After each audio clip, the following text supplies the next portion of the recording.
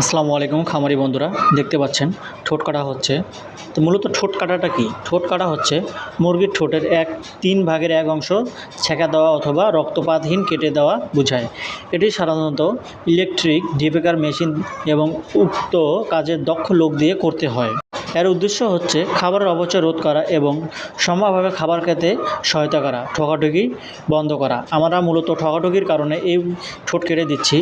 ঠোঁট কাটার পূর্ব মুহূর্তের সতর্কতা: মুরগি সুস্থ আছে কি না তা নিশ্চিত করতে হবে। কোনো ভ্যাকসিন দেওয়ার কমপক্ষে 2 দিনের মধ্যে ঠোঁট কাটা যাবে না। ঠোঁট কাটার জন্য দক্ষ এবং দায়িত্বশীল লোক খুঁজে বের করতে হবে। ঠোঁট কাটার মেশিন ব্লেড ঠিকমতো কাজ করছে কিনা তা নিশ্চিত করতে হবে এবং পর্যাপ্ত আলোর ব্যবস্থা করতে হবে।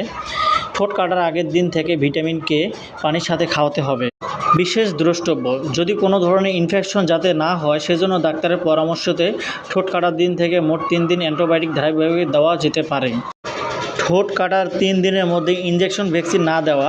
প্রতি 200 মুরগি ঠোঁট কাটার পর ব্লেড জীবাণুনাশক দিয়ে পরিষ্কার করতে হবে। ঠোঁট কাটবেন অবশ্যই ঠান্ডা